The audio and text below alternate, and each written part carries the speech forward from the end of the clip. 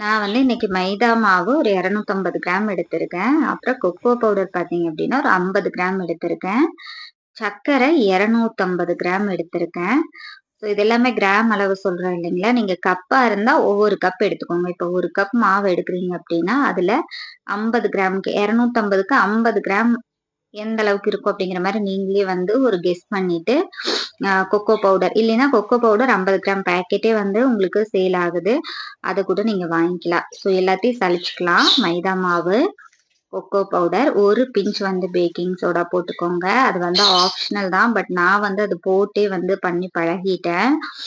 Baking soda ப்ரௌனிக்கு போட மாட்டாங்க. இருந்தாலும் அது போட்டீங்க அப்படின்னா நல்லாருக்கும். ஏன்னா நான் கப் கேக் மோல்டுல ஊத்துறதுனால பேக்கிங் சோடா ஒரே ஒரு பிஞ்ச் போடுறேன். உப்பு ஒரு பிஞ்ச் போடுறேன். போட்டு நல்லா மாவை சலிச்சுட்டேன். சர்க்கரை பார்த்தீங்கன்னா, நாட்டு சர்க்கரை 150 கிராம், வெள்ளை சர்க்கரை 100 கிராம்.